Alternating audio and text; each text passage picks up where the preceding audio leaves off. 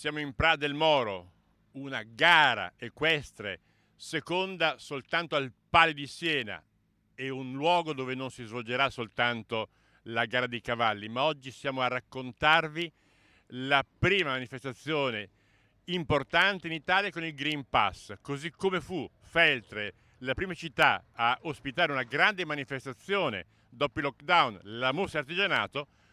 Qui in provincia di Belluno un'altra grande seconda volta. Mi aspetto che la gente abbia un po' di coscienza, di capire che c'è questa pandemia e con calma stiamo ognuno ai propri posti con tutte le dovute regole che ci sono imposte, e volute o non volute sono queste qua.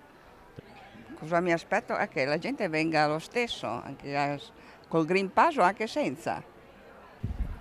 Ma che la gente non si spaventi di farsi il vaccino e che abbiano tutti i Green Pass. Per andare avanti ci vuole, serve comunque. E se chi alle bancarelle doveva essere munito di Green Pass e lo ha dovuto esibire agli organizzatori che hanno fatto i controlli di rito, non così per i negozianti, per la cui categoria non è prevista la necessità. Le reazioni comunque, anche tra quelli le cui attività sono più vicine ad una rievocazione storica come quella del Palio, sono le medesime. Secondo me è giusto che ci sia il Green Pass per poter entrare. Direi che ormai il vaccino l'abbiamo fatto quasi tutti e quindi è giusto avere anche una ricevuta, diciamo, che ci consenta di andare in qualsiasi posto dove abbiamo intenzione di muoverci e di andare.